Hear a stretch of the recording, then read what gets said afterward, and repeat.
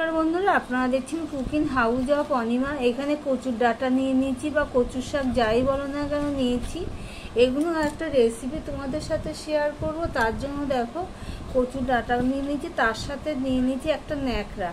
এটা ভালো করে মুছে নেব, মুছে নিয়ে কেটে নেব। আর যে দিকটা এরকম দাগ দাগ রয়েছে, হ্যাঁ এরকম দাগ দাগ রয়েছে, সেটা আঁশটা ফেলে দেবো। এদিকে দেখো একটা কড়াই বসিয়ে দিয়েছি, গ্যাসটা অন করে দিলাম।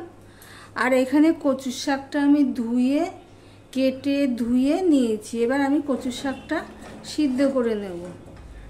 ভিডিওর শুরুতেই একটা লাইক দিয়ে কন্টিনিউ করো। আমি ঢাকা দিয়েই সিদ্ধ করে নেব। এখানে আরও অল্প রয়েছে, সেগুলো আমি এই দেখো বন্ধুরা আরও অল্প রয়েছে, সেগুলো আমি কিছুটা কমে গেলে সিদ্ধ করে কিছুটা কমে গেলে তারপরে আবার দিয়ে। এখানে কিন্তু আমি জল টল কিছুই দিইনি। কচুর শাক থেকে যে জলটা বেরোবে তাতেই সিদ্ধ হয়ে যাবে। আমি ঢাকা দিয়েছিলাম, কিন্তু যেহেতু আমি জল দিইনি সেই জন্য আমি এখানে একটুখানি নুন দিয়ে দেবো।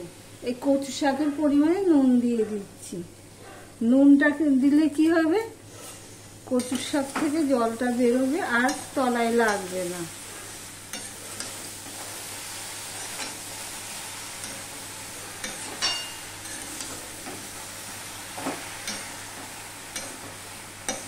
এখানে আমি আরো কিছুটা কচুর শাক দিয়ে দিচ্ছি।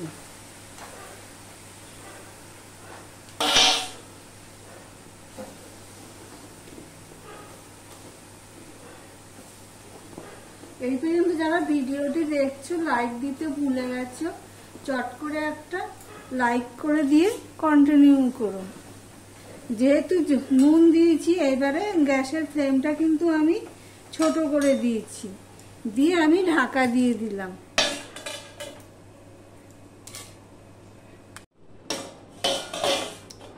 আমি 5-6 মিনিট পর তোমাদের সামনে আসলাম। মাঝে এসে একবার এইভাবে ঘেটে দিয়েছি, উল্টে পাল্টে দিয়েছি। দেখো বন্ধুরা, ঘাটলে কচুর শাকটা পুরো পেস্ট হয়ে যাচ্ছে, কচুর শাকটা সিদ্ধ হয়ে গেছে। আর জলের পরিমাণটা দেখো নেই ধরতে গেলে। এবার আমি এই কড়াইটা খালি করে নেব। ভিডিওটি স্কিপ না করে পুরোটা দেখার অনুরোধ রইল। দেখো পুরো জল দেখেছো, জল দিইনি তাও কতটা জল এসে গেছে। এবার কচুর শাকটা কিন্তু আমার সিদ্ধ হয়ে গেছে। এবার আমি কচুর শাকটা একটা বাটিতে তুলে নেব, তারপর তোমাদের সাথে কথা হচ্ছে। বন্ধুরা, কড়াইটা খালি করে বসিয়ে দিয়েছি। এবার আমি দিয়ে দিচ্ছি সর্ষের তেল। এবার সর্ষের তেলটা দিয়ে দিচ্ছি একটু নুন দিয়ে কড়াইটার চারিদিকে আমি এইভাবে লাগিয়ে নিলাম। এবারে আমি 2 পিস ইলিশ মাছ আছে, ইলিশ মাছের মাথা আছে, সেগুলো আমি ভেজে নেব। আজকে কচুর শাকটা করবো ইলিশ মাছের মাথা দিয়ে। নুন হলুদ মাখিয়ে আগের থেকে রেখে দিয়েছি।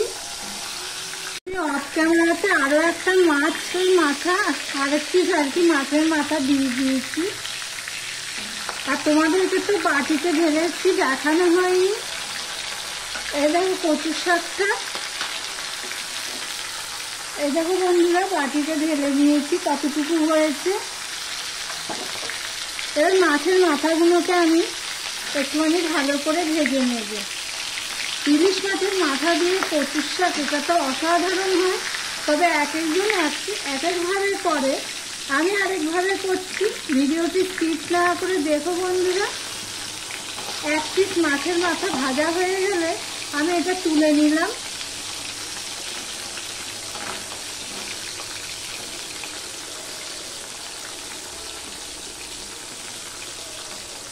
বন্ধুরা, 2টো মাছের মাথায় ভাজা হয়ে গেছে, আমি তুলে নিলাম। যা তেল আছে এই তেলেই হয়ে যাবে। এবারে তেলটার মধ্যে আমি দিয়ে দিচ্ছি একটা শুকনো লঙ্কাকে ছিঁড়ে দিয়ে দিলাম। যেহেতু আমি কচুর শাক সিদ্ধ করার সময় নুন দিয়েছি, মাছের মাথা ভাজার সময় নুন দিয়েছি, এবার দিয়ে দিলাম কালো জিরে।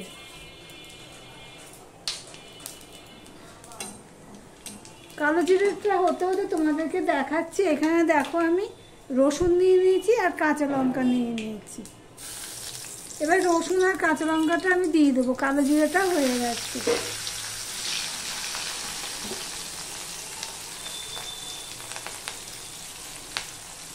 আমি এখানে হলুদ ব্যবহার করিনি, তাই হলুদটা আমি দিয়ে দিলাম। এবার রসুনটা লাল লাল করে ভেজে নেব। আর রসুনটা ভাজা হয়ে গেছে। এবার আমি মাছের মাথা, সিদ্ধ করা কচুর শাক সবই আমি দিয়ে দিচ্ছি। একদম ইজি রান্না, কিন্তু খুবই ভালো লাগে খেতে। দেখো কোনো মশলা ছাড়া, লঙ্কা, নুন, হলুদ আর ফোড়নের উপরে রান্নাটা নির্ভর করে। এবার আমি মাছের মাথাগুলোকে একটুখানি ভেঙে দেবো। দেখো কতটা জল রয়েছে। মাছের মাথাটা আমি একটুখানি ভেঙে দেব, দিয়ে এবার ফোড়নের যে তেলটা আছে, লঙ্কাটা আছে, সম্পূর্ণটা আমি মিশিয়ে নেব।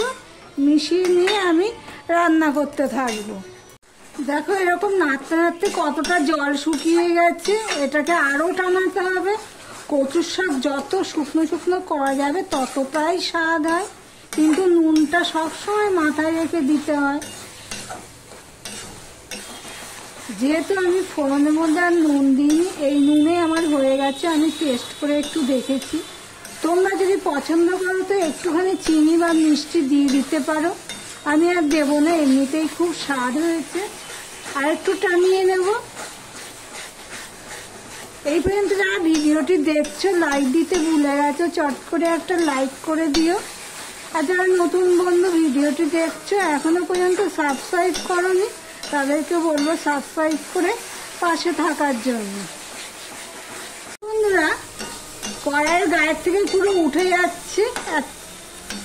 এখন কচুর শাকটা হয়ে গেছে। আমি গ্যাসটা অফ করে দিলাম আর ভিডিওটা আজকের মতন এখানেই শেষ করলাম।